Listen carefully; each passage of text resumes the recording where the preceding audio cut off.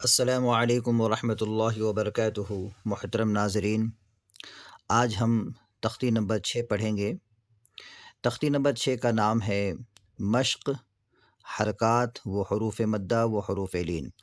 یہ تختی نمبر 6 ہمارے لیے بہت امپورٹنٹ ہے، بہت امپورٹنٹ ہے، اس لیے کہ گزشتہ اسباق میں ہم نے جو پڑھا ہے وہ اس تختی نمبر 6 میں آیا ہے۔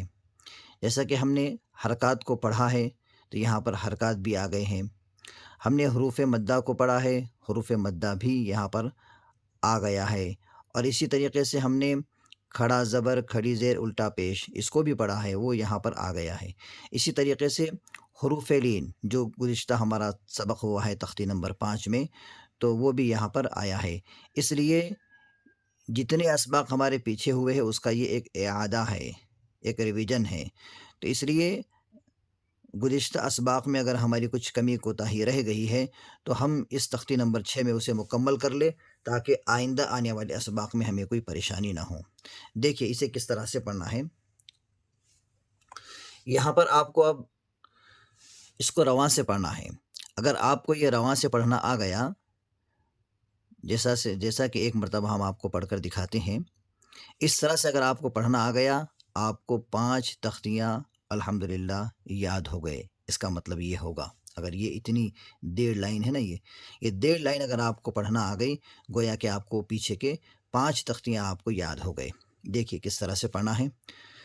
ب با با بی بی بی بئی بو بو بو بو جو جو جی جی جئی۔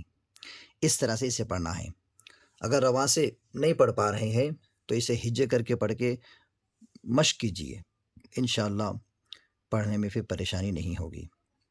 دیکھیے اب یہ تمام جتنے بھی یہاں پر جملے لکھے ہوئے ہیں، انہیں ہمیں بغیر ہجے کر کے پڑھنے کی کوشش کرنا ہے، اس لیے کہ ہم نے پیچھے کے 5 سبق میں ہجے کر کے پڑھا ہے، اب ہمیں رواں سے پڑھنا ہے۔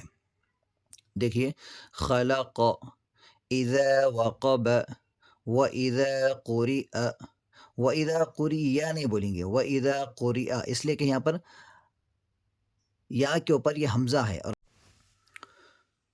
خلق، اذا وقب، وَإِذَا قُرِئَ، وَكَوَاعِبَ فِي جِيدِهَا يَقُولُ فَعَقَرُوهَا لا يموت فيها مآرب يوم يرونها وصاحبته ذلك فقال حافظين وأوتي كتابه كيف فعل وليدين أوحى لها بما يوعون وطور سینین۔ یہاں پر ایک بات ذہن میں رکھیں کہ یہ جو وَإِذَا قُرِئَ ہے، بعض بچے اسے وَإِذَا قُرِئَ پڑھتے، جبکہ یہ جو زبر ہے یا پر نہیں ہے بلکہ حمزہ پر ہے۔ ہم نے پیچھے سبق میں پڑھا تھا مرکبات میں آخر میں حمزہ الف کی شکل میں، حمزہ واو کی شکل میں، حمزہ یا کی شکل میں، تو یہاں پر یہ حمزہ ہے تو یا کی شکل میں ہے، یا ہے اس پر یہ چھوٹا سا حمزہ دکھ رہا ہے، اس کے اوپر زبر ہے، تو یہ وَإِذَا قُرِئَ نہیں بلکہ وَإِذَا قُرِئَ، کیا پڑھیں گے اسے؟ وَإِذَا قُرِئَ۔ تو الحمدللہ آج ہماری یہ تختی نمبر 6 مکمل ہو گئی ہے، اور اللہ سے امید ہے کہ تمام ناظرین کو یہ سبق سمجھ میں آیا ہوگا۔ اللہ خوب ترقی عطا فرمائے، آمین۔ السلام علیکم ورحمۃ اللہ وبرکاتہ۔